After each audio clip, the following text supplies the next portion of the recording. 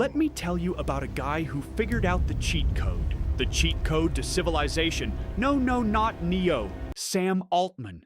And he is either going to save the human race or end it. And the crazy part? He doesn't care which one. He just wants to see what happens. Sam Altman grew up in St. Louis, Missouri. Quiet kid, smart kid, the kind of kid who at 8 years old took apart his Macintosh computer and figured out how it worked and put it back together. 8 years old. I was eating paste at 8. He goes to Stanford. Computer science. Stays for 2 years. Drops out. Now, before you say, oh, another dropout billionaire story, stop. Sit down. This one's different. You know what?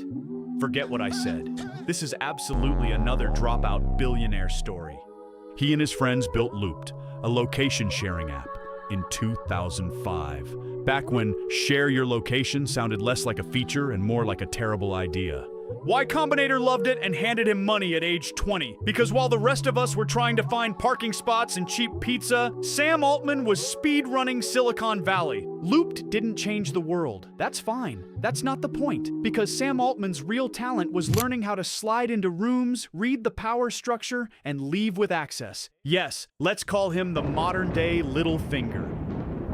Looped gets acquired for $43 million in 2012. Sam Altman is 26 years old, and he just sold his first company. You know what comes next. Strippers, cars, buy a boat.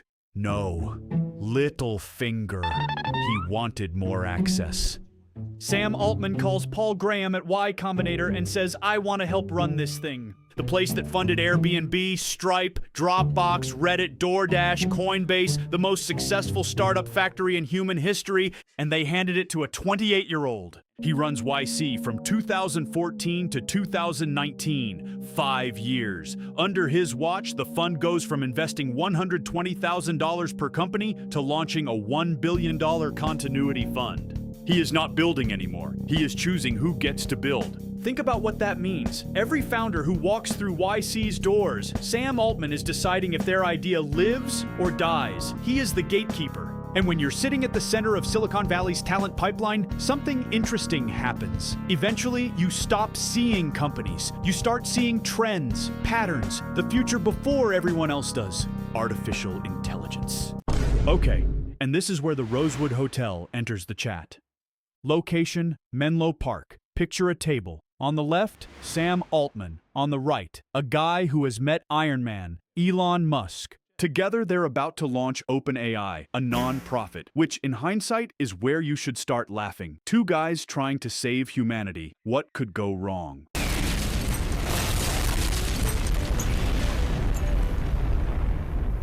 Because what they didn't account for, what nobody accounted for, was how expensive this was going to get. Training AI models costs money, not startup money, not Silicon Valley Series A money. We're talking hundreds of millions, then billions. And nonprofits don't have billions, at least not unless they're running a religion.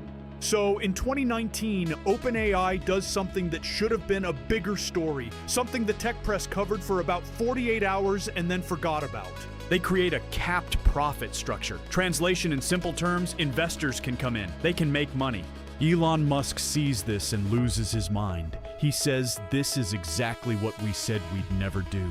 He leaves the board. Little Finger strikes again. November 30th, 2022. OpenAI releases ChatGPT, and the world breaks. Not breaks like a bug, breaks like a bone. Something structural. Something that was going to take a long time to heal or never heal at all. 1 million users in 5 days. 100 million users in 2 months. The fastest adoption of any consumer product in human history. Faster than Facebook. Faster than Instagram, faster than TikTok. People were using it to write emails. What? Write code. What? Write their college essays. What? Write their wedding vows. What? Have therapy sessions at 3 a.m. when they couldn't sleep. And Sam Altman is watching all of this happen from his office thinking, I told you! Sam Altman is at the peak of his powers.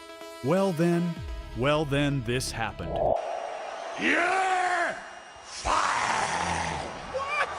November 17th, 2023, OpenAI's board of directors, a small group that included people most of the world had never heard of, released a statement. Sam Altman was fired. Not resigned, not stepping down to pursue other opportunities. Fired, effective immediately. The CEO of the most important AI company in the world, the guy who just launched a civilization-changing product 11 months earlier. Gone. The reason? The board said he was not consistently candid with them. That's it. That was the whole statement. Not fraud, not misconduct, not a scandal. He wasn't candid enough. Within hours, Microsoft, who had invested $13 billion into OpenAI, made it clear they were prepared to hire Sam Altman immediately. Build a new AI lab inside Microsoft, take him and everyone who followed him, and then the employees spoke. 700 OpenAI employees signed a letter saying if Sam Altman doesn't come back, we're leaving. 700 people. Translation: this is a cult.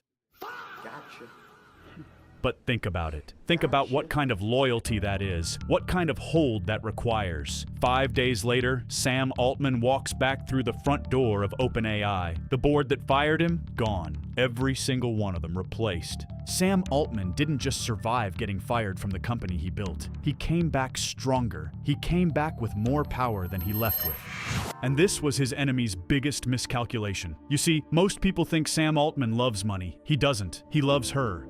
Okay, hold on. Let me explain. In 2024, OpenAI released a voice called Sky, and a lot of people immediately noticed something. It sounded suspiciously like Scarlett Johansson in Her. You know, the movie where a lonely guy falls in love with an AI assistant. I know this sounds crazy, but I'm not making any of this up. Here's the thing: he reached out to her months prior to use her voice. He told her that by voicing the system, she could bridge the gap between tech companies and creatives. He told her that her voice would be comforting to people, that she could help consumers feel at ease with the seismic shift between humans and AI.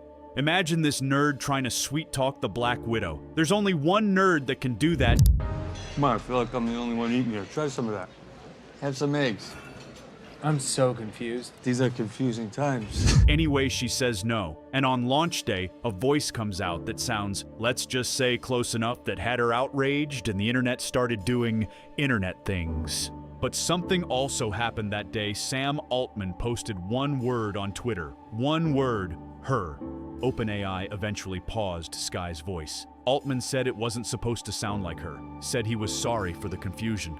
Here's the real metaphor. Sam Altman is not building a product. He is building a child, not his words. But watch him talk about AI and tell me I'm wrong. Watch the way his eyes change when he talks about what it might become.